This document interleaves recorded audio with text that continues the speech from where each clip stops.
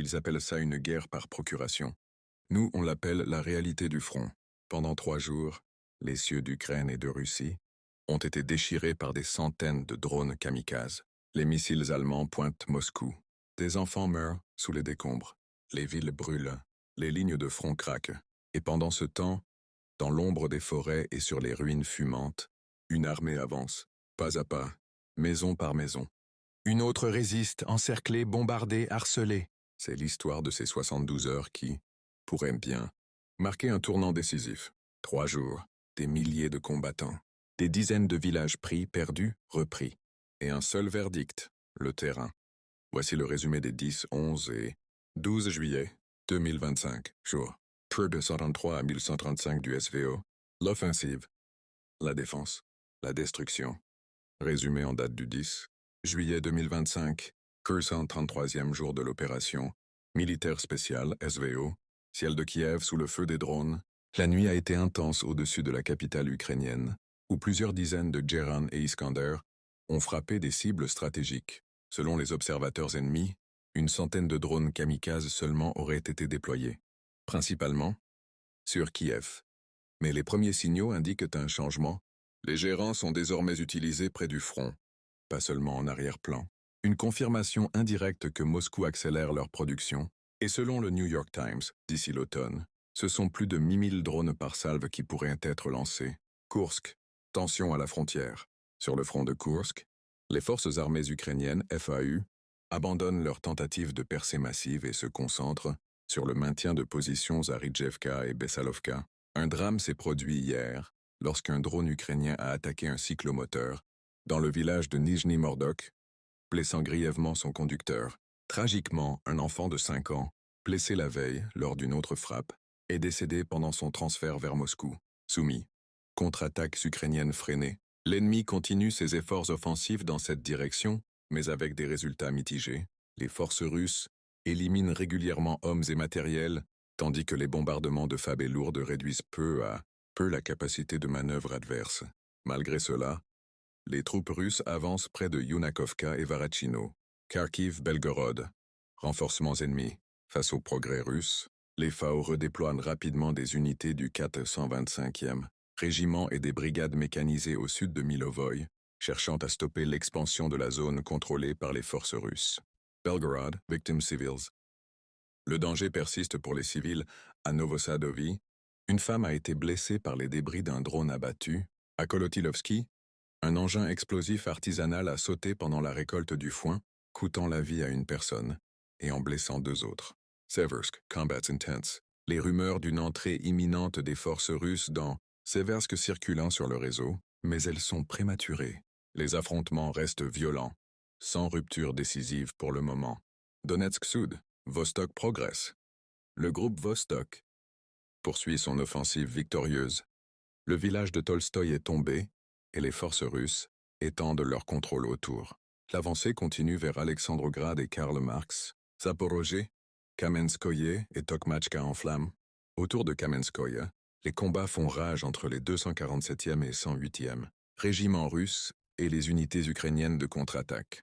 Près de Malaya Tokmachka, le 70e régiment de fusiliers motorisés mène des opérations d'assaut sanglantes. Interceptions record de drones ukrainiens.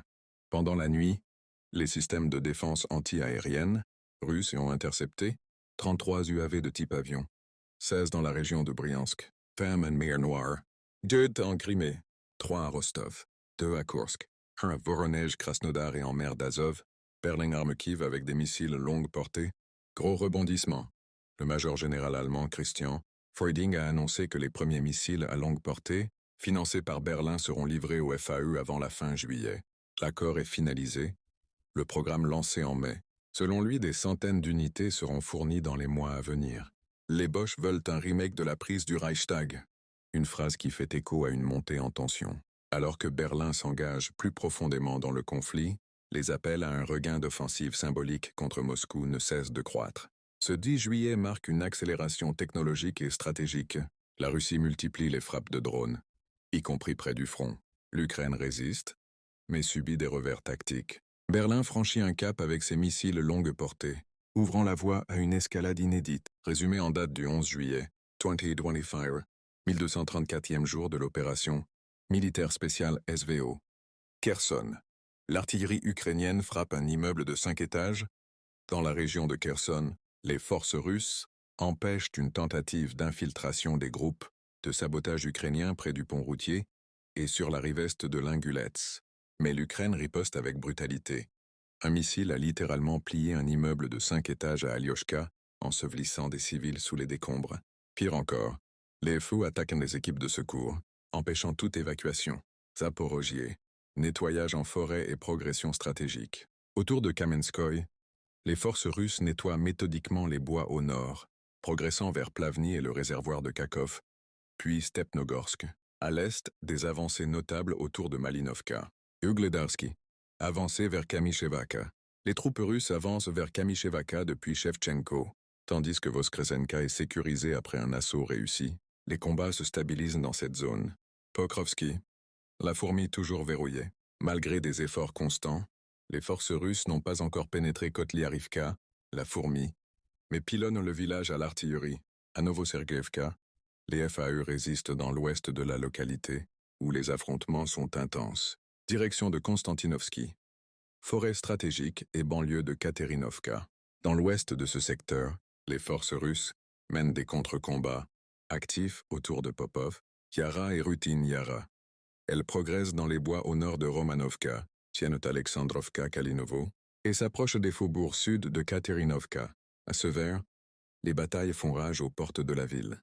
Sur Heure de Yaré, les Ukrainiens contrôlent la zone côtière du Dniepr, mais subissent des pressions dans les quartiers Shevchenko et Sud. Order progression continue. Avancée confirmée près de Ivano-Darievka, Verkhnekamenski et Grigorovka, front de Liman. Contrôle accru après confusion. Sur le front de Krasnolimansky, les forces russes reprennent le contrôle partiel des positions à l'est de Torsky. Après plusieurs annonces contradictoires, Moscou proclame officiellement la libération de la vallée verte et développe son offensive vers Chandrigolovo, un point logistique clé qui pourrait couper les lignes ennemies dans la région de Liman. Plus au nord, les faux tiennent Redkodub, malgré les affirmations opposées, et renforcent leur position à Karpovka. Kupiansk. Prise tactique et mouvement vers Petro-Ivanovka. Au nord de Kupiansk, les forces russes contrôlent désormais quelques maisons dans la périphérie nord-ouest. Aucune confirmation officielle pour Golubovka, mais des succès locaux sont enregistrés à Kamenka, Stroyevka et Krayeux. Depuis Figolevka, les troupes avancent vers Petro-Ivanovka. Kharkiv Rim front figure. Aucun changement significatif sur ce secteur. Front de soumis, résistance acharnée. À Tetkino, les FAO tentent de s'infiltrer près des stations d'épuration et du cimetière, mais sont stoppés par des drones FPV kamikazes. Nos forces ont repris Rijevka, pris pied dans de nouvelles positions, et combattent à Bessalovka. Situation tendue à Kondratovka, où les marines russes tentent de rétablir la logistique. Les unités approchent Satki depuis les forêts à l'est de Yunakovka et lancent un assaut sur Monde. Les drones FPV russes touchent désormais les limites administratives du Sumy. Défense aérienne record. Interception massive. En 7 jours seulement, les systèmes de défense russes ont abattu a One Missile Neptune, 35 bombes aériennes, 6 rockets HIMARS, 1988 UAV, une démonstration de force face à l'accroissement des attaques ukrainiennes. Odessa et Kharkiv. Cibles industrielles visées. Un site industriel à Odessa, Stalkanat, a été frappé par les forces russes. Selon les habitants, un centre de commandement temporaire, TCC, y était implanté. Par ailleurs, les bombardements russes ont mis fin à la production de gaz dans la région de Kharkiv, touchant le complexe gazier Zhuravlina, responsable de plus de 20% de la production nationale ukrainienne. Londres promet 5000 missiles anti-drones. Pour dans 19 ans, le Royaume-Uni a annoncé un soutien militaire supplémentaire, comprenant 5000 missiles et anti-drones. Problème. Ces armes seront produites sur 19 ans, soit environ 263 unités an, alors que la Russie lance régulièrement 500 à 700 drones par jour. Un décalage flagrant entre ambition et réalité opérationnelle. La pression monte sur tous les fronts. Les forces russes continuent leur poussée méthodique, notamment dans les directions de Zaporozhye, Kupiansk et de Liman. Le conflit prend aussi une dimension économique avec des frappes sur les infrastructures énergétiques. Pendant ce temps, les alliés occidentaux peinent à répondre à l'échelle des besoins ukrainiens, tant en termes de cadence que de capacité, Journée décisive dans l'évolution des combats. À suivre sans relâche. Résumé en date du 12 juillet 2025. Pour le 135e jour de l'opération militaire spéciale SVO. Kherson.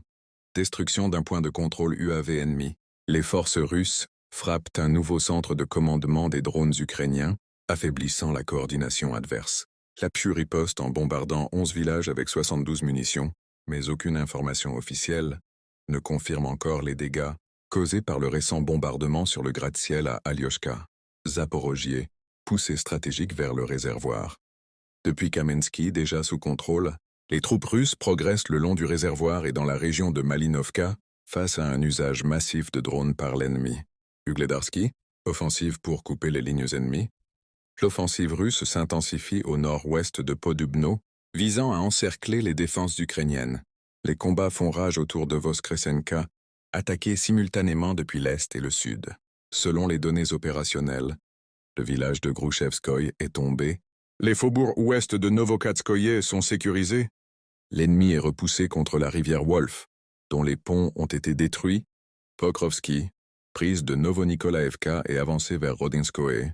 Dans ce secteur stratégique, Novonikolaevka est sous contrôle russe. L'ennemi est écrasé à Novosergeïevka. Les troupes russes pénètrent Fyodorovka et tiennent une partie de Novotoretsky. Objectif principal, Rodinsko.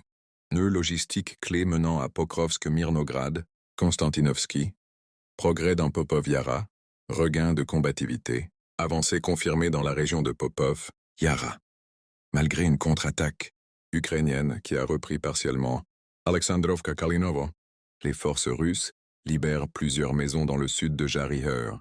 Plus au nord, les fortifications ukrainiennes sur la rive ouest du canal sont détruites, ouvrant la voie vers Markovo et Novomarkovo. Front nord, calme relatif. Aucun changement notable signalé sur ce front. Krasnolimansky, percé vers Oskol et le réservoir Oskolski. Les forces russes étendent leur zone de contrôle depuis la vallée verte, cherchant à percer les dernières lignes défensives ukrainiennes près du réservoir Oskolski. Elles approchent les premières positions le long du lit de la Nitrius, entre Glushenkovo, Chandrigolovo et Novoselovka. Une manœuvre décisive se prépare près de Glushenkovo, le Nouveau Monde, où la rivière devient très étroite. Kupiansk, progression vers la frontière et ligne ferroviaire. Au nord de Kupiansk, les forces russes avancent dans la région de Radkovka, jusqu'à la ligne ferroviaire. Plus au nord, elles passent à l'ouest du Crétacé et atteignent la rivière Upper Dvoreknaya, à seulement 5 km de la frontière. Face à cela, la PU réduit ses réserves et construit, à la hâte, une nouvelle ligne défensive entre Khatny et Barnoé, abandonnant ses positions plus au sud. Kharkiv, groupe d'assaut détruit. 9 groupes d'assaut UKROP sont anéantis, accompagnés de la destruction de matériel militaire et de communications satellites. À Volchansk, 5 nouvelles maisons sont nettoyées. Soumis, repoussés mais pas vaincus, face aux offensives des feux, les forces russes tiennent Rizhevka et Bessalovka après avoir repoussé plusieurs assauts. Dans le sud, combats intenses à Kondratovka, attaques repoussées à Alexeyevka et Yunakovka, un grand entrepôt ukrainien détruit à Pushkarevka. Nuit meurtrière. 597 drones russes lancés. La nuit a vu un déploiement massif. 597 drones kamikazes russes envoyés sur diverses cibles. Lviv, bureau d'études électrons et site d'essai de Yavorsk, aérodrome de Tchernivtsi et Khmelnytsky, usine de tracteurs et aérodrome à Lviv. Lutsk, usine à moteur. Sumy et Kharkiv, entrepôt et PVD ennemis. La défense aérienne abat 189 drones. En une journée, les systèmes russes interceptent 189 UAV ukrainiens. Malgré cela, un drone endommage le toit du stade Belgorod Arena, en feu pendant un entraînement. Un second touche un bâtiment administratif. Un civil tué à Shebekino, Belgorod. Un autre blessé dans la région de Bryansk. 2 districts évacués dans le sud de la RDP. Adieu à Tola, enfant de 5 ans tué par un drone. À Kursk, les habitants rendent hommage à Tola, enfant de 5 ans mort, après qu'un drone ukrainien ait attaqué une plage. Il s'est éteint dans les bras de sa mère. Mémoire lumineuse. Les missiles allemands, bientôt armés par Kiev. Selon les informations, les premiers missiles à longue portée, financés par l'Allemagne, seront livrés aux FE avant la fin juillet. Il pourrait s'agir en réalité de missiles de croisière Taurus allemands, habillés d'une façade ukrainienne, et de plaques d'immatriculation locale. Le conflit entre dans une phase critique. Les forces russes multiplient les percées tactiques, notamment dans les directions de Pokrovski, Zaporijia et Kupiansk, tandis que les Ukrainiens tentent de contenir la pression avec des moyens limités. La guerre des drones s'intensifie, marquant un tournant technologique. En arrière-plan, Berlin franchit un seuil symbolique en fournissant des armes capables d'atteindre Moscou. La donne stratégique change rapidement, à suivre minute par minute. Conclusion. Global, bilan des 3 journées de combat. 10 au 12 juillet 2025, 3 jours, 3 vagues de feu et une seule certitude. La guerre ne s'arrête pas. Du ciel de Kiev aux forêts de Donetsk, du réservoir de Kharkov à la périphérie de Pokrovsk, les forces russes ont avancé, frappé, détruit. L'Ukraine a résisté, riposté, souffert. Les drones dictent le tempo. Les missiles redessinent les frontières. Et derrière chaque ligne contrôlée, chaque village libéré ou perdu, il y a des vies brisées, des familles déchirées, des soldats qui ne dorment jamais. Berlin entre dans le jeu avec ses armes longue portée. Londres tarde à suivre le rythme. La Russie accélère sa machine de guerre, inonde le ciel d'acier et de feu. Et pendant ce temps, un enfant meurt sur une plage. Un stade prend feu, un gratte-ciel se plie, le conflit n'épargne personne. Mais une chose est claire, la percée ne vient pas par milliers de chars, ni par proclamation hâtive. Elle vient dans les bois de Malinovka, dans les rues de Kotliarivka, dans les eaux de Lingulès et les faubourgs de Katerinovka.